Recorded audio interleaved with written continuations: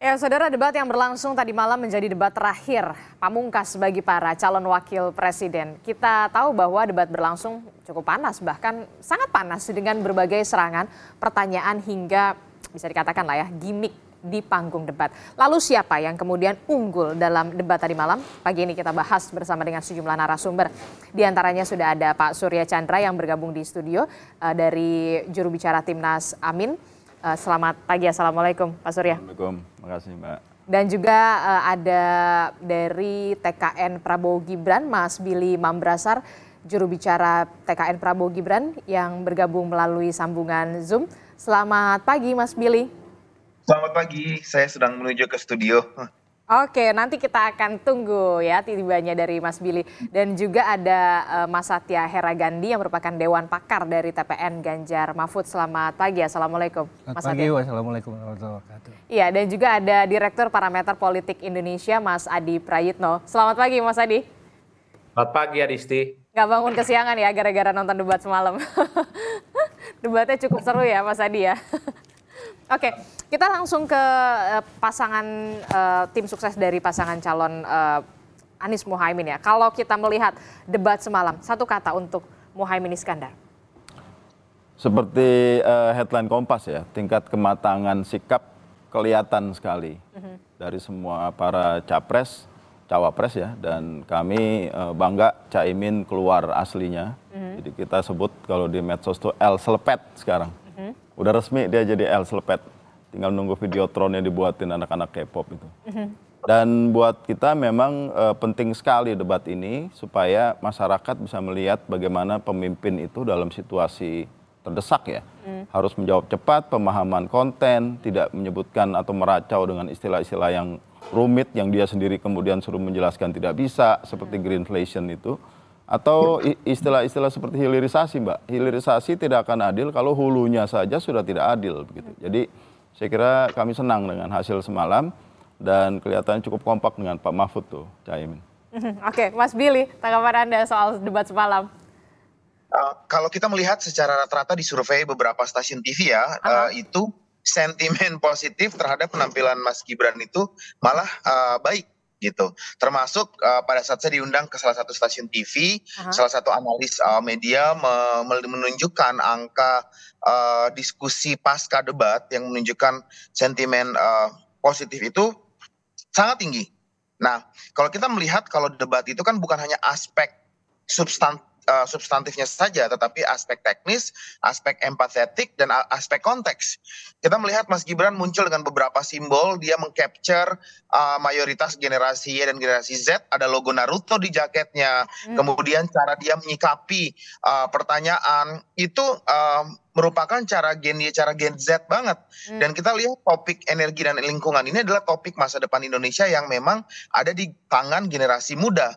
Jadi ketika kita bicara tentang old school, konsep kalau berdebat harus begini, kalau yang disebut kematangan harus begitu, dan seterusnya, itu kemudian sudah berubah zaman gitu. Dan kinian itu ditunjukkan oleh Mas Gibran. Orang-orang bilang nggak ada etika, nggak ada sopan. Coba lihat dua hal insiden setelah acara debat berlangsung. Mas Gibran pertama salim dan meminta maaf apabila ada salah-salah kata kepada kedua seniornya yang lain. Itu menunjukkan adab anak Indonesia. Yang kedua, ada juga video viral yang beredar di mana pada saat ada audiens yang hendak bersalaman dengan para capres-cawapres dan hampir terjatuh, bukan hampir lagi, terjatuh di tangga, Mas Gibran yang duluan lari dan menolong. Itu anak Indonesia banget gitu. Itu anak anak Gen Z banget gitu. Nah, terus kemudian secara substantif pun Mas Gibran berkali-kali mengungkapkan keywords yang merupakan bagian dari keberlanjutan dan penyempurnaan seperti hilirisasi, transisi energi, atau pembangunan lingkungan yang berkeadilan dengan memberikan hak-hak kepada para petani. Itu dalam cara yang lugas. Tidak bertele-tele, tidak teoritis, dan hal-hal nyata yang memang sudah dilakukan oleh Presiden Jokowi yang akan dilanjutkan oleh Prabowo Gibran. Menurut saya all in all Mas Gibran mantap, all out semalam. Oke, Mas Satya. Satu kata, tastes. Tastes. Kenapa tastes? Begini. Walaupun diserang sama walaupun Mas diserang Gibran. dan juga beraneka ragam konteks ya. Karena ini kan kita melihat, kita semua setuju bahwa debat kemarin adalah debat yang topiknya sangat beragam dan relatif berat. bicara mengenai energi, lingkungan, agraria, pangan, desa, masyarakat adat gitu ya. Ini beragam nih. Tetapi di sini kita melihat bahwa Pak Mahfud yang punya latar belakang seorang hakim.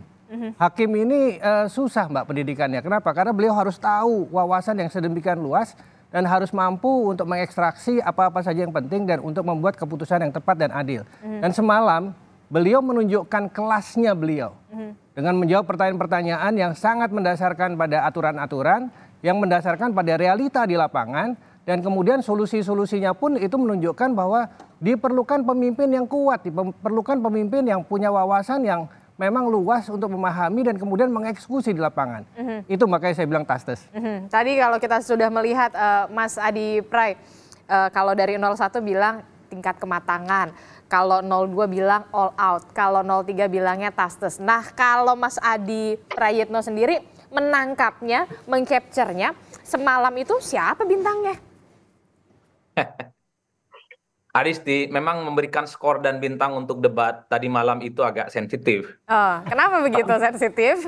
Ya, karena pasti dianggap miring-miring dan condong kepada salah satu calon. Bagi saya debat cawapres itu adalah mirip sebuah panggung teater di mana semua orang itu bisa memberikan penafsiran masing-masing yang saya kira tergantung dengan preferensi politiknya masing-masing. Jadi tentu menurut potong satu yang paling bagus adalah El Selepat ya Gus Muhaimin. Nomor dua tentu pasti mengklaim bahwa Mas Gibran lah yang jadi panggung menguasai keseluruhan. Begitupun dengan kubu pendukungnya Pak Mahfud misalnya, itu menunjukkan ya Pak Mahfud keluar seorang jati dirinya sebagai profesor yang menguasai banyak isu dan banyak bidang. Cuma satu hal yang ingin saya katakan, di antara sekian banyak perdebatan dari awal sampai akhir, hal-hal yang substantif itu kan hilang.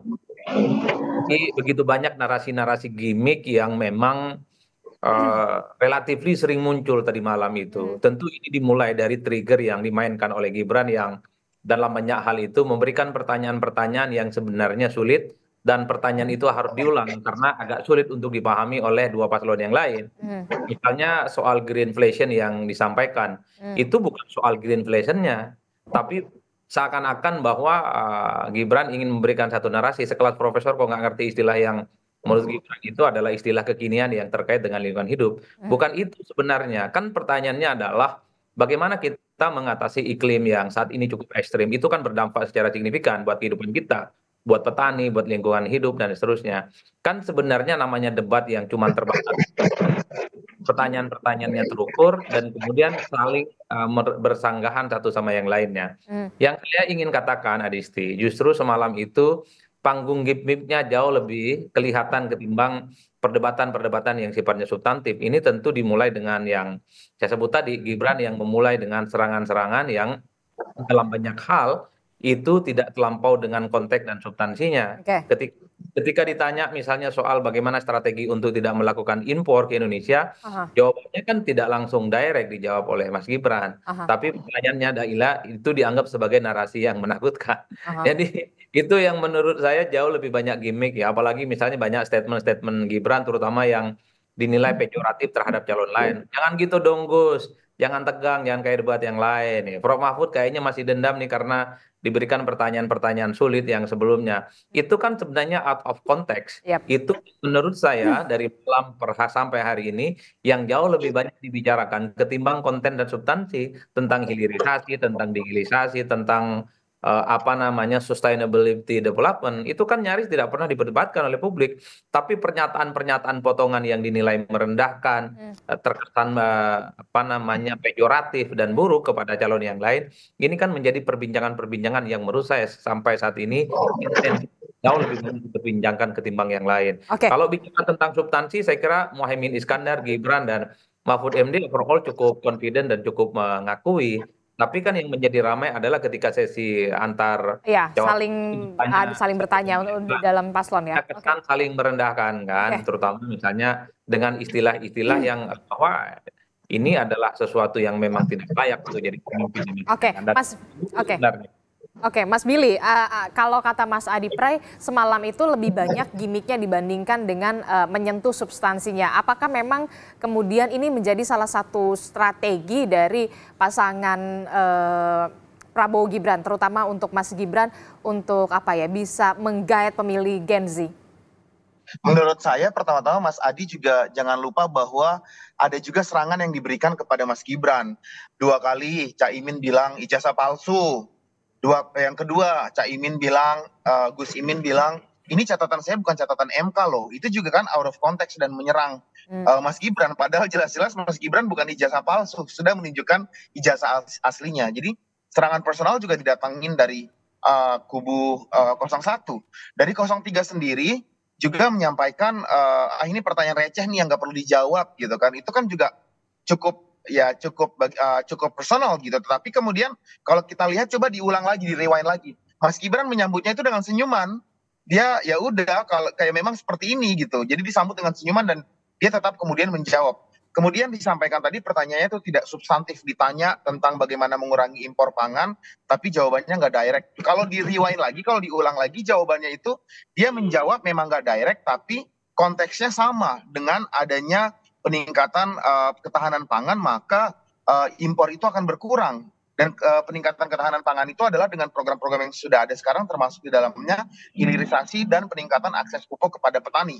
Itu secara direct akan kemudian meningkatkan ketahanan pangan yang secara otomatis mengurangi impor.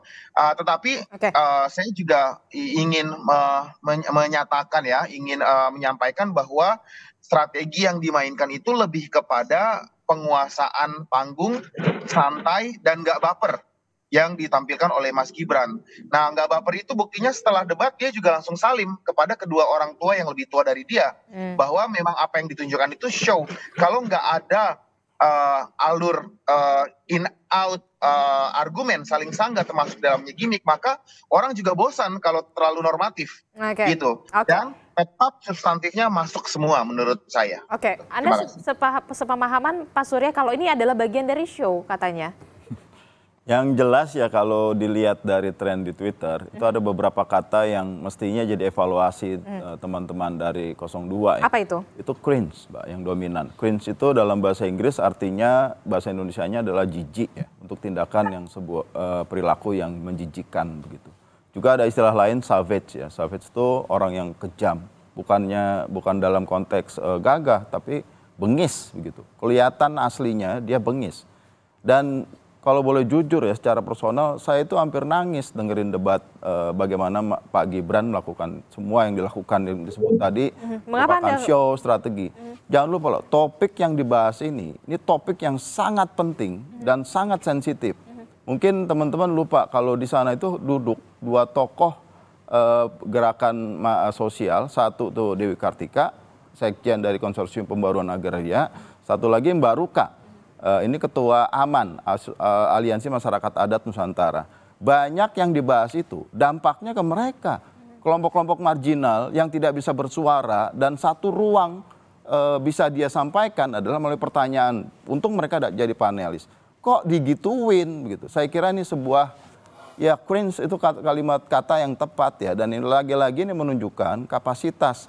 Sekarang kita harap ya rakyat ini benar-benar bisa ngelihat dah. Pertaruhannya luar biasa karena isu lingkungan itu, Mbak ya. Cuman masyarakat mungkin nggak paham dia tuh kebanjiran rob tuh gara-gara climate change, perubahan iklim.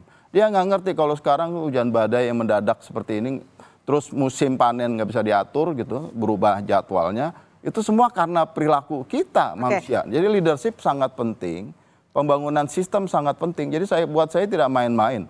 Dan kami sekali lagi senang Caimin bisa menyampaikan konten dan terima kasih Pak Mahfud juga saya kira tadi betul Caimin. Berdua inilah yang menjaga wibawa debat semalam, bukan Gibran. Mas Satya.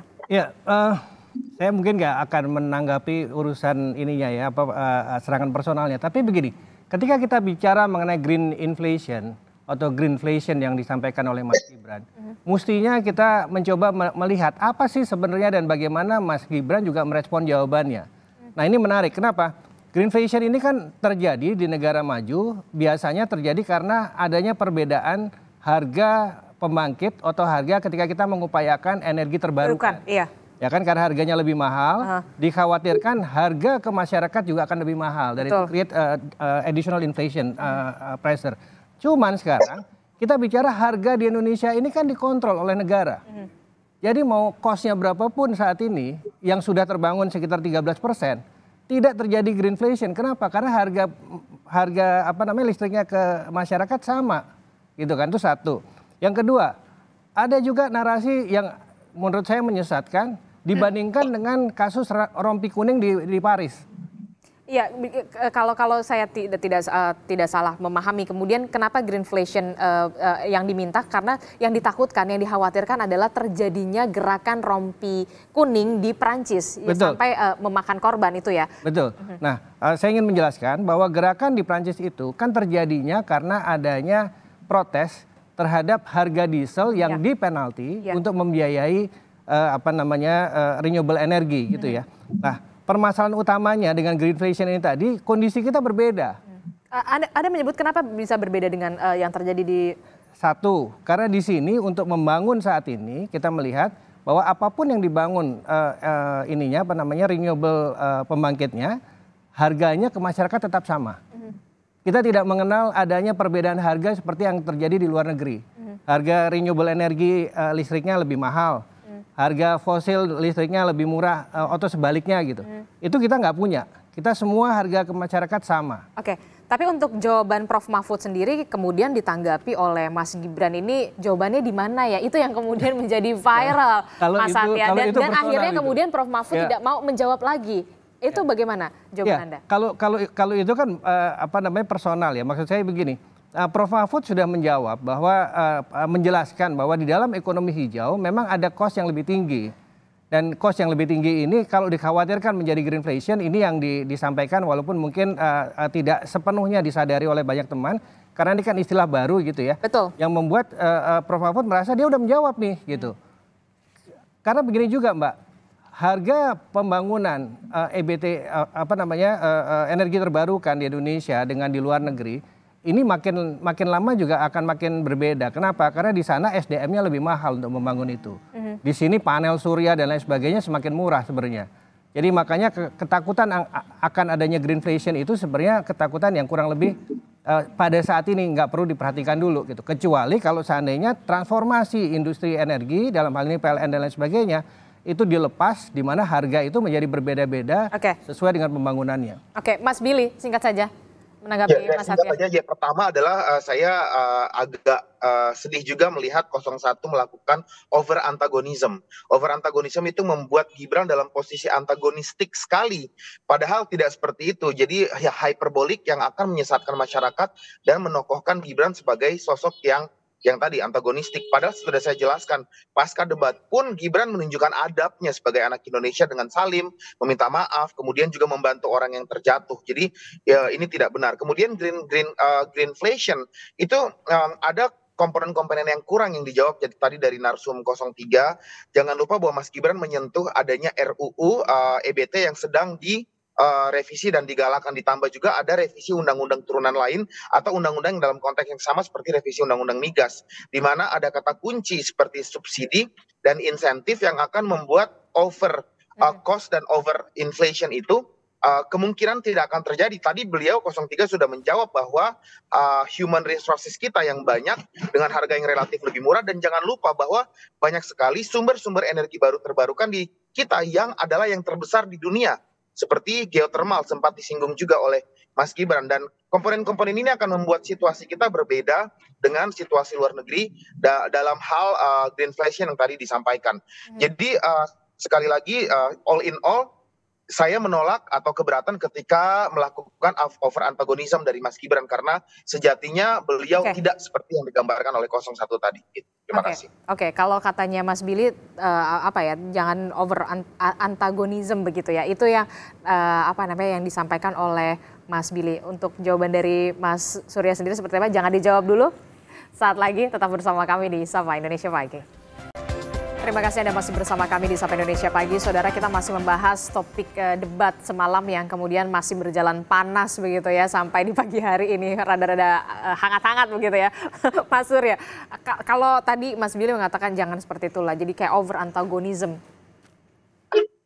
Yang tadi Mas Adi Pray sudah sampaikan ya di depan kan, siapa sebenarnya yang memulai, siapa yang mengajak debat atau membuat kualitas debat menurun seperti itu.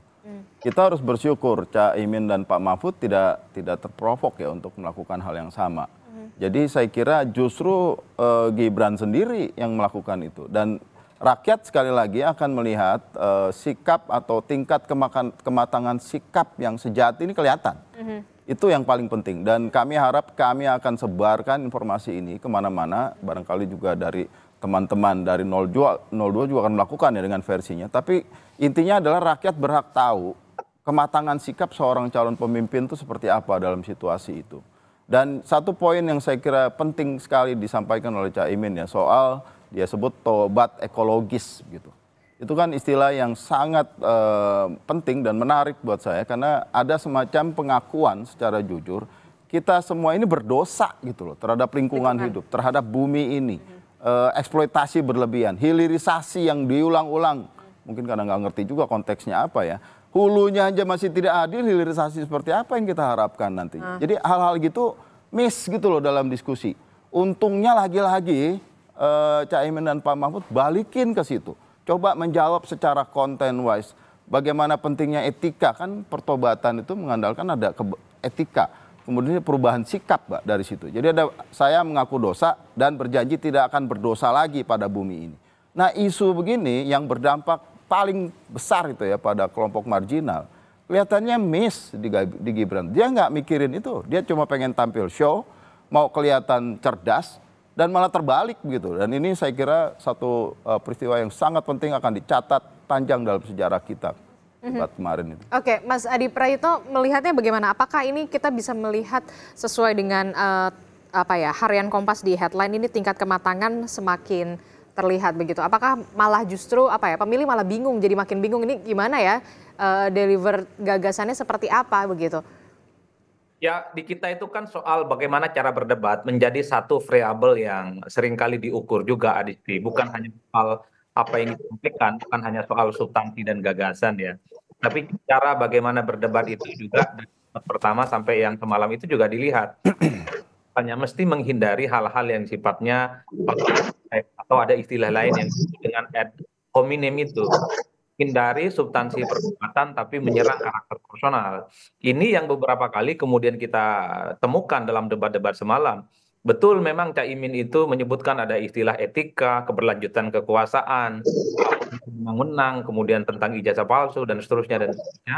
Tapi Muhaimin Iskandar mengatakan itu setelah dipancing sebenarnya dengan jangan-jangan contekannya nggak benar dari Tom Lembong gitu ya. Itu kan berapa kali diulang gitu dong Gus. Jangan tegang seperti debat yang sebelumnya. Menurut saya itu kan tidak terlampau penting untuk disampaikan. Tinggal direct kepada pertanyaan. Ketika ditanya tentang bagaimana masyarakat kita itu gemar kembali bertani, tidak berbondong-bondong ke kota, kan tinggal dijawab. Bagaimana cara mensejahterakan petani? Saya kebetulan petani, kan sederhana. Pupuknya tersedia, kalau kemudian dia panen ada yang mau membantu. Sehingga mereka itu tidak terlampau tertarik eksodus ke Jakarta. Atau misalnya Pak Mahfud itu sama sekali tidak pernah bicara hal-hal yang sifatnya saya sebut ad hominem itu. Pak Mahfud kan terpancing juga akhirnya. Di mana tuh pertanyaannya kok ngawur dan nggak jelas. Itu karena misalnya dipancing dengan istilah Pak Mahfud juga dicari-cari di mana letak jawabannya. Yang saya katakan, kalau ada pertanyaan-pertanyaan memang tidak sesuai dengan yang disampaikan, mestinya tunggal dibantah. Misalnya tentang greenflation, Pak Mahfud bukan itu konteksnya. Yang saya maksud adalah bagaimana ini masa depan ekologi di Indonesia kalau tidak diseriusi akan memancing protes-protes seperti yang terjadi di Prancis. Menurut saya jauh lebih penting dan jauh elegan. Overall, yang saya ingin katakan, Adisti, substansinya memang ada, tapi tidak komprehensif satu misalnya. Saya masih belum menemukan secara tegas soal bagaimana kita itu tidak lagi impor, terutama beras. Minimal setahun, 2 tahun, 3 tahun. Memang ada target dalam debat itu. Kalau saya jadi wakil presiden, 4 tahun Indonesia swasembada pangan dan tidak akan impor lagi. Itu bagus. Termasuk soal green energy, renewable energi itu kan dari dulu sejak tahun 2000 sampai sekarang nggak selesai. Apa yang kita banggakan loh, kita terhadap energi fosil sampai sekarang nggak kelar-kelar kok. Emang ada energi panas bumi, emang ada yang mengupayakan soal nuklir sebagai energi kita, nggak ada. Geotermal mana, tata surya mana, air mana, nggak ada. Ini 20 tahun loh ceramah ini sering kita dengar, tapi nggak ada. Oleh karena itu mestinya debat semalam itu mengatakan kalau saya jadi wakil presiden, 5 tahun yang akan datang, investor datang ke Indonesia untuk membangun energi terbarukan di luar di energi fosil. Kan itu mestinya yang kita tangkap sebenarnya. Jadi maksud Anda belum ada yang kemudian mencapai kata solusi begitu? Tidak ada solusinya yang konkret, tidak ada. Termasuk soal ketergantungan kita terhadap energi fosil. Sampai kapan ya industri kita ini minimumnya BBM? Sampai kapan misalnya kita itu akan tergantung pada energi yang mungkin 20 sampai 25 tahun ke depan akan habis. Oleh karena itu energi terbarukan yang sering kali didebatkan itu yang ancamannya juga terkait dengan lingkungan, siapa yang memulai? Sampai hari ini kita sudah ganti presiden, tidak ada yang menseriusi. Satu, ini kan cost-nya banyak. Yang kedua, teknologinya berat. Yang ketiga, nggak ada investasi. Jangankan IKN gitu ya, orang mau investasi dalam sektor renewable energy itu nggak ada. Mungkin ada tapi sedikit. Oke. Energi panas bumi, memang kita punya resource-nya. Tapi ada nggak di Indonesia energi panas bumi yang kita pakai untuk supply kebutuhan warga setiap-hari? Nggak ada, Adisti. Bicara tentang ketahanan pangan. Oke. Yang tanam singkong sama jagung, mayoritas orang Indonesia itu makannya beras, bukan singkong dan jagung. Ini nggak ada solusi gitu loh. Oke. Jadi yang muncul adalah mana nih jawabannya, ya kan? Oke, Mas Satya, kalau Mas Ya. Adi saja bingung mana jawabannya, solusinya mana Baik. seperti apa? Jadi begini, ini memang banyak, betul yang Mas Adi sampaikan, banyak sekali kedalaman daripada isu-isu yang dibahas itu masih belum sampai pada substansi yang level implementasi. Kenapa? Karena waktunya kurang. Kalau Anda kita melihat waktunya kurang? kurang sekali. Itu isunya banyak sekali. Kalau kita bicara energi misalnya, energi terbarukan. Ini kan salah satu masalahnya adalah pemerintah baru saja menurunkan nilai capaiannya 13%, 17%. Padahal target sebelumnya 23%. Berarti turunannya lagi di belakangnya ada kemunduran lagi nih. Net zero-nya nanti akan geser ke berapa? Tahun berapa? Mungkin 2060. Lalu kemudian kita bicara mengenai PLTU. Itu PLTU sampai kapan akan digunakan gitu ya, kalau itunya mundur.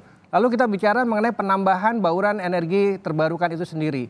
Ini kan kita memerlukan satu narasi teknokrasi yang penting, bahwa ketika ini energi terbarukannya naik, base load-nya pakai apa ini, gitu kan? Tadi malam nggak ada yang bicara base load, ada yang bicara mengenai geothermal, ada yang bicara lain-lain. Tetapi kita harus membedakan antara base load dengan peak.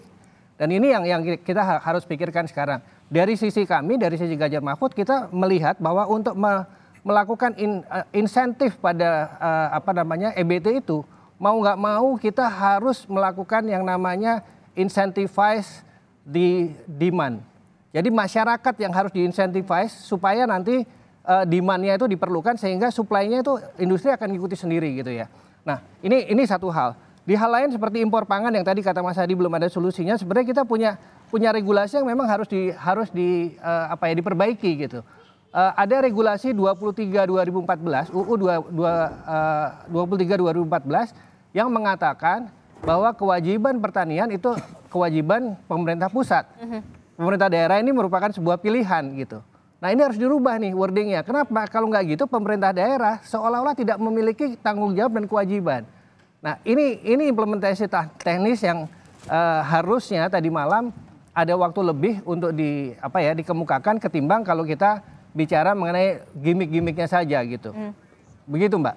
Oke, itu tadi yang kemudian menjadi penjelasan dari Paslon 03. Kita juga mengucapkan selamat datang akhirnya Mas Billy datang juga ke studio setelah melewati kemacetan ibu kota begitu 2 jam. Ya. 2 jam Mas Billy bilang. Nah Mas Billy, ini kan kalau tadi kita menyambung dialog kita di pagi hari ini, tadi Mas Adi Prayitno mengatakan sebelumnya belum ada yang kemudian menyentuh bahkan sampai ke solusinya soal energi terbarukan, soal geotermal dan segala macamnya memang sudah digaungkan begitu ya, tapi solusinya sampai sekarang belum ada nih katanya Mas Billy. Nah kebetulan saya sendiri praktisi energi sebelum bergabung ke pemerintah. Jadi ketika saya diundang untuk memberikan seminar, which is kasus yang banyak mungkin atau kesempatan yang banyak dimiliki oleh Mas Adi, ya kita diberikan seminar sesuai dengan ekspertis kita, memberikan pengamatan, durasinya 1 jam, durasinya 2 jam, kuliah umum Sarasehan, enak, gampang. Tetapi bayangkan kita berada dalam situasi di mana kita cuma diberikan 1 sampai 2 menit untuk mendeliver sebuah substansi yang sangat-sangat berat, teknokratis dan tidak membumi, tidak semua masyarakat bisa mengerti dan memahami. Dan menurut saya ketiga cawapres semalam mampu membawakan substansi dalam keterbatasan waktu tersebut dengan baik. Jadi kita juga tidak bisa menyalahkan kata komentar Mas Adi tadi. Gak ada tuh yang keluar geothermal, tidak ada tuh teori-teori atau penjelasan yang sangat mendalam dalam waktu debat semalam karena memang durasinya terbatas dan Jadi mereka harus. jadi Anda Iya. melihat durasi ini juga menjadi concern yang menjadi bisa dikatakan faktor yang kurang juga untuk mendeliver sebuah gagasan. Menurut saya ini menjadi tantangan yang kemudian Mas Gibran all out dalam waktu 2 menit menjelaskan hilirisasi. Dalam waktu 2 menit menjelaskan bagaimana transisi energi. Dalam waktu 2 menit beliau menjelaskan bagaimana hak-hak petani akan diberikan melalui subsidi pupuk dan revisi undang-undang dan yang lain-lain. Menurut saya fair. Nah, saya bukan hanya melihat over antagonism di sini, tetapi pengeroyokan massal juga ya. Dan dari kubu 001 Emang dikeroyok dan sama siapa? kubu 01 dan kubu 03. Tadi kan kata Mas Surya Chandra bilang, tunggu aja nanti 03 juga akan keluarin nih postingan-postingan yang mengkritisi dalam tanda petik perilaku Mas Gibran. Menurut saya ini juga harus lebih fair bahwa over antagonism terhadap Mas Gibran dan memojokkan dari kedua belah pihak juga tidak fair. Oke, Mas Surya. Yang jelas ya, terus-menerus kita bisa melihat bahwa Caimin, juga saya kira Pak Mahfud, ini bukan karena, ini ada persoalan yang sangat elitis tuh sebenarnya. Tapi saya melihat kemarin kenapa ya 01 sampai 03 tuh kebanyakan setujunya begitu loh. Ya karena memang yang 02-nya ngaco banget, Mbak. Maaf ya Mas ya, Mas sorry nih Mas. It's okay. Kita tuh sedang bicara hal yang rakyat di Papua hidup di hutan, tapi dia sendiri nggak menikmati hutan itu. Diambilin, dikeruk resourcesnya atas nama investasi. Dibilang hilirisasi. Oh my God, hilirisasi, hulunya aja masih ribet, Mbak, ketidakadilan. Asing masih menguasai semua level itu. Terus kita bicara hilirisasi buat siapa begitu. Jadi maksud Anda harusnya jadi masyarakat adat itu seperti tidak ada jadi penting. Dan itulah yang bagi kita mestinya memicu cringe tadi itu kata yang paling tepat ya. Ada semacam kegeraman, kejijikan terhadap diskusi semalam yang kok melupakan yang esensialnya. Terus dibalik lagi ketika kalah debat, jadi persoalan-persoalannya diserang berdua segala macam. Lah kemarin-kemarin ngapain Pak Prabowo nyela-nyela Pak Anies segala macam. Jadi intinya itu sama kubu aja. Kubu 01 tuh jago mengeluarkan disilisis cringe, kemudian menjijikan. Itu kan keluarnya dari 01 semua. Nah, tapi gini juga. Ini kan yang dituduh seolah-olah 01 sama 03. Tapi kan kita juga punya posisi firm. Hilirisasi itu juga program kita. Kita juga sangat firm. Kenapa kita butuh hilirisasi? Karena kita melihat bahwa untuk maju ke depan, manufacture kita itu harus ditumbuhkan. Tanpa hilirisasi kita nggak bisa bicara manufacture. Tanpa manufacture kita nggak bisa 17 juta lapangan kerja. Kita nggak bisa bicara 7% growth. Artinya kita nggak akan bisa mencapai yang namanya bonus demografi. Itu saja ekonomis kita mengatakan bahwa bonus demografi kita baru akan bisa dicapai sekitar 2038. Dengan hitungan 7%, lalu kemudian manufacture-nya harus melebihi 25%, ICOR-nya harus turun ke level 4. Ini baru 2038 kita bisa memanfaatkan itu. Jadi kita nggak sepakat sama 01 dan untuk 02 kita bukan bersama-sama dengan 01 seolah-olah ngeroyok 02. Ini ada yang GR aja ini gitu ya. Tapi mari kita sama-sama fokus pada program dan fokus pada detail apa yang memang masyarakat harus dengar. Karena itulah esensi dari debat tadi malam. Bagaimana kita semua mencurahkan isi kepala kita untuk melayani masyarakat supaya masyarakat tahu nih. Oh ini calon presiden kita memang memikirkan masyarakat, memikirkan isu-isu penting dan juga memberikan keyakinan pada mereka siapa yang bisa mengeksekusi itu. Oke. Boleh nanggapin? Silakan. Ada poin penting yang saya kira diangkat ya, soal petani itu. Jadi baru saya mau bahas soal pangan itu. Kan istilahnya si Pak Gibran itu smart farming ya. Barangkali yang dibutuhkan petani itu bukan teknologi yang rumit-rumit, yang abstrak. Itu kan cuma menggayat atau ide itu seperti halusinasi sebetulnya. Tapi bukannya kita yang dibutuhkan itu bagaimana petani bangga jadi petani. Jepang aja yang sangat canggih teknologinya itu punya kesulitan apa? Petaninya menurun, Mbak. Dan Caimin sudah sampaikan ada penurunan lahan bagus sawah, ada penurunan yang mau jadi petani. Jadi kita harus besarkan petani sebagai subjek begitu. Dan di dalam pendekatan itulah visi misi Amin itu ada 22 profesi. Salah satu profesi yang akan diperhatikan secara serius itu petani. Tapi jadi bukan dengan gimmick istilah yang rumit-rumit, tujuannya untuk mungkin nggak tahu untuk sekadar meramaikan gitu atau mendegrade Tapi yang lain. 01 ini suka cherry picking, jadi seolah-olah hanya aspek teknologi saja yang disebutkan oleh Mas Gibran. Padahal Mas Gibran secara holistik mengungkapkan banyak hal yang berkaitan dengan kesejahteraan petani juga. Tidak Salah hanya satunya. teknologi. Salah satunya adalah pupuk dan subsidi pupuk. Beliau 2 kali mengucapkan kata fak-fak. Fak-fak itu di mana? Di Papua, karena dia tidak punya banyak durasi waktu. Tapi Pak Jokowi melakukan groundbreaking pabrik pupuk di Papua yang nanti suplai gasnya itu dari produksi gas terbesar yang ada di sebelahnya.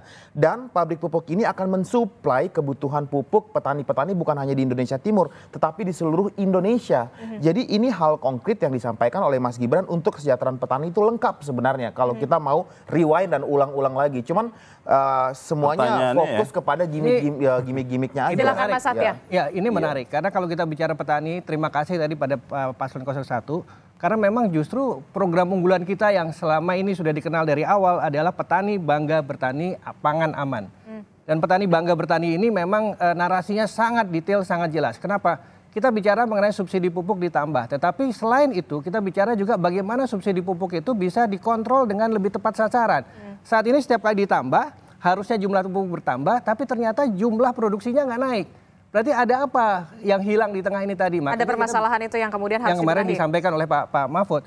Di situ kita memiliki narasi yang berbeda, yaitu bahwa ada KTP Sakti untuk melindungi itu. Itu satu. Kemudian kita bicara kalau tadi ada pabrik pupuk baru, kita bicara 3 pabrik pupuk. Kenapa? Karena ada jejak karbon di dalam mekanisme menyalurkan pupuk itu tadi. Pada saat transportasi yang tidak ramah lingkungan dilakukan untuk mengantar pupuk tadi ke masyarakat, itu ada jejak karbonnya juga. Dan kalau kita bicara lingkungan dan pertanian, ya itu harus kita pikirkan. Terakhir mengenai petani ini, kita bahkan sampai memikirkan lebih lanjut. Kenapa? Permasalahan utama petani itu ketika mereka mulai tanam, mereka butuh dana, Mbak. Dan dengan adanya beraneka ragam siklus dan panen yang gagal, mereka kehilangan reputasinya mereka terhadap perbankan atau terhadap pendanaan, sehingga kami memutuskan untuk melakukan mekanisme penghapusan hutang supaya petani punya kredibilitas lagi untuk mendapatkan pendanaan sementara. Nah, semua hal itu sudah disampaikan Mas Gibran juga. Tadi masalah pupuk disampaikan hanya di supply chain, nggak turun ke petani yang tepat, itu juga tidak tepat ya. Karena pupuk itu dibuat dari bahan kimia. Bahan kimia, sebagian dari bahan kimia itu harus diimpor. Dan terkadang beberapa situasi geopolitik Jadi kita impor lagi gitu maksudnya? Ya, enggak. Jadi dengan strategi groundbreaking pabrik pupuk yang berdekatan dengan supply gas, itu adalah hilirisasi sektor pertanian berbasis energi yang disampaikan. Jadi kita nggak perlu impor karena suplainya adalah dari pabrik gas sekitar yang gasnya nggak perlu diekspor dan kita nggak perlu impor bahan baku. Dan jangan salah, masalah terbesar pupuk itu supply demand karena kondisi geopolitik. Ketika ada perang di Rusia dan Ukraina kemarin dan beberapa bahan-bahan yang dibutuhkan untuk pupuk itu dipakai dijadikan bahan peledak, maka suplai untuk pupuk itu berkurang dan itu petani kesulitan. Makanya downstreaming hilirisasi ini menjadi penting. Disampaikan juga tadi pinjaman, Mas Gibran pun menyampaikan melalui beberapa program-program pinjaman kepada rakyat termasuk petani yang telah sempat disinggung di debat kedua juga. Jadi kita jangan cherry picking mencari-cari kelemahan Mas Gibran, diulas-ulas, ini jagonya 01 nih, diulas-ulas sampai terdistraksi kepada satu komponen itu saja yang membuat kemudian kita melakukan over antagonism kepada Mas Gibran seolah-olah dia tidak punya pandangan holistik gitu. Mas Surya. Kenapa nggak dijawab misalnya oleh Gibran semalam ya soal bikin pabrik pupuk di Fak-Fak yang tadi Anda bilang disebut, ya kan? Siapa yang beli di sana? Artinya apa? Kalau pupuk itu jadi di Papua, waktu Papua Barat ya. Saya sudah pernah ke sana, Mas sudah belum? Sudah, saya mendampingi presiden groundbreaking di sana. Di sana itu dekat dengan Merauke, Mbak. Jadi harapannya adalah ke mungkin food estate Merauke yang akan menggunakan. Masalahnya food estate Merauke itu targetnya 1,2 juta hektar. Yang jalan cuma 400.000 hektar, sisanya semak-semak. Masih berproses. Satu. Masih Kedua, berproses, Mas. ada masalah juga gara-gara di situ nanamnya atau mau dikembangkan padi. Masyarakat yang tadinya konsumsinya itu sagu, sekarang jadi agak terpaksa makan beras karena yang tersedia. Apa yang terjadi? Diabetes meningkat di sana. Sekali lagi food estate itu masih proses, Mas. Jadi Mas, 2 juta target. Sebentar, Mas. Gantian nggak? Ya, oke. Atau mau ngomong? Silakan. Atau kurang penjelasan silakan, Mas Surya. kemarin? Silakan, Mas Surya. Ya. Artinya apa? Kita tidak bisa kelihatan gagah gitu loh. Harus ada memahami sangat kontekstual. Dan isu kemarin itu butuh kebesaran hati, butuh etika, butuh pemahaman terhadap masyarakat terdampak ini seperti apa. Kebutuhannya apa, bukan gagah-gagah, saya bikin ini, bikin itu. Oh my God, cringe, Mbak, I'm cringe. Dan ini bukan cuman saya kelihatannya, teman-teman yang mengerti akan melihat suasana seperti itu sangat memalukan gitu loh. Dan ini kita lihat di medsos bukan cuma respon orang Indonesia. Banyak peneliti Indonesia juga ngelihat, oh kayak gitu. Dengan kans dia bisa jadi wakil presiden, apa yang akan terjadi dengan negara ini nanti? Simple pertanyaan kita. Memang mungkin benar Caimin, ini harus ada tobat ekologis kita semua. Termasuk saya, pertama-tama dari saya sendiri kali ya. Oke, silahkan. Permintaan tobat ekologis dilakukan Mas Gibran di studio. Dia bilang itu tumblernya bagus, dari botol-botol plastiknya bagus. Timnya 02 pada pakai tumbler yang recycled. Sementara kelompok lain, saya nggak mau sebut kelompok yang mana, pada pakai botol plastik minumnya. Itu kan contoh tobat ekologis sederhana yang harus dilakukan oleh kita dalam kehidupan sehari-hari. Jadi nggak perlu kita preach out. Kita khotbahin, bikin A, bikin B, bikin C, sementara perilaku kita sendiri pun silakan, singkat saja, terakhir Mas Satya. Gini Mbak, ini kita ngomong mengenai esensi program, esensi substansi yang tadi malam harusnya disampaikan, tapi ke arah kemana-mana.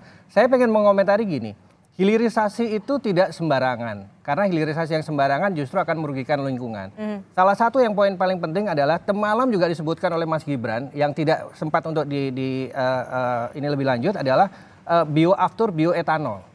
Pada saat pembuatan bioaftur atau bioetanol tepatnya, itu membutuhkan karbohidrat untuk dibikin. Nah sekarang pangan kita saja bermasalah. Kok ngomongnya bioetanol? Nanti terus gimana dong? Jadi bahan bakar ini karbohidrat yang harusnya dimakan. Gitu. Oke, Mas Satya dan Mas Billy, Mas Surya, ini kita durasinya sangat terbatas ya kan? Sebenarnya masih panjang sebenarnya harus dibahas ya, masih seru ya, masih panas. Terakhir, Mas Adi Pray, apa yang kemudian perlu dievaluasi dari debat semalam dan supaya nanti di debat pamungkas terakhir begitu di calon presiden ini benar-benar menyentuh dari substansinya? Pertama tentu karena waktu debat itu sangat sempit, 1 menit, 2 menit, 3 menit, 4 menit, jadi jawabannya harus fokus pada pertanyaan. Jadi pertanyaannya pun juga harus mengarah pada tema debat. Jangan lagi diulang untuk menyampaikan sesuatu yang tidak ada kaitannya dengan perdebatan, sehingga muncul apa yang disebut dengan gimmick-gimmick itu. Jadi waktu yang tersedia mestinya dimaksimalkan. Kalau ada jawaban yang kemudian tidak sinkron dengan pertanyaan, tinggal dibantah. Bukan itu maksud dari pertanyaan.